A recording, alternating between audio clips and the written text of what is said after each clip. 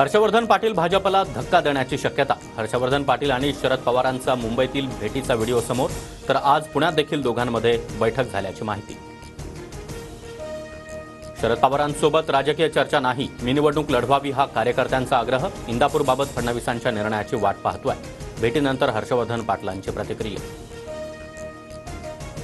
हर्षवर्धन पाटील आमच्यासोबतच राहणार, भाजप मजबूत. येत्या काळामध्ये भाजपमध्ये अनेक प्रवेश होणार, देवेंद्र फडणवीसांचा दावा. वसंतदादा शुगर इन्स्टिट्यूटच्या बैठकीनंतर विवेक कोल्हे आणि शरद पवारांचा एकाच गाडीतून प्रवास. विवेक कोल्हे पवार गटामध्ये प्रवेश करण्याची शक्यता. शिवरायांचा पुतळा कोसळल्याच्या निषेधार्थ उद्या महाविकास आघाडीचा मालवण बंद. प्रशासनाच्या भ्रष्ट कारभाराविरोधात शिवरायांच्या पुतळ्याच्या ठिकाणी आंदोलन करणार. जयंत पाटील देखील सहभागी होणार.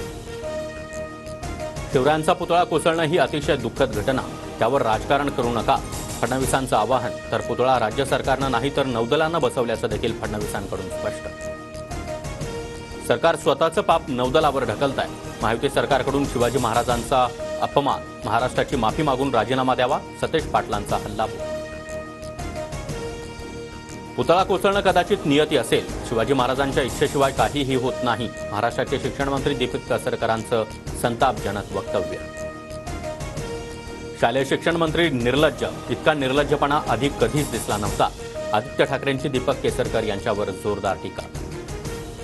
मालवणमधील सार्वजनिक बांधकाम विभागाच्या कार्यालय फोडल्याचं प्रकरण. ठाकरे गटाचे वैभव नाईक यांच्यासह दोघांवर गुन्हा दाखल. खालच्या दर्जाचा आरोप केल्याबाबत अद्दल भोगावी लागेल, कायदेशीर कारवाई करणारच. अंजली दमानिया यांच्याकडून अजित पवार गट आणि सूरज चव्हाण यांना मानहानीची नोटीस.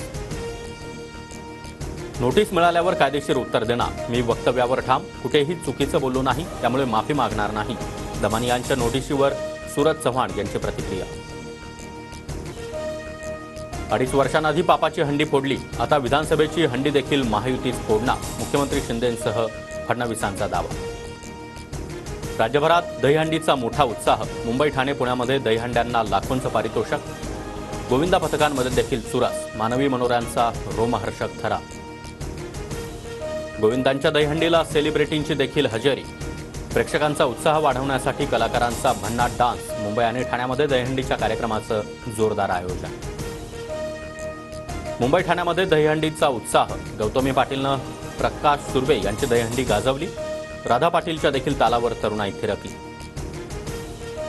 सुप्रीम कोर्टाचे सरन्यायाधीश DY चंद्रचूड यांच्या नावानं भामट्याकडून फसवणूक. चंद्रचूड यांच्या नावानं पैसे मागितल्याचा mobile screenshot viral. Delhi cyber सेलमध्ये तक्रार दाखल. ममता बॅनर्जींच्या राजीनाम्यासाठी कोलकात्यामध्ये विद्यार्थ्याचं नब्बाना अभियान.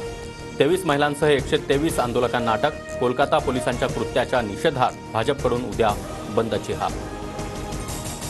जय शहा यांची ICCच्या अध्यक्षपदी बिनविरोध निवड. 1 डिसेंबर रोजी कारभार सांभाळणार. हिमाचल प्रदेशमध्ये मुलींच्या लग्नाचं वय आता 18 वरून 21 वर. हिमाचल प्रदेश सरकारचा मोठा निर्णय, कायदा पारित.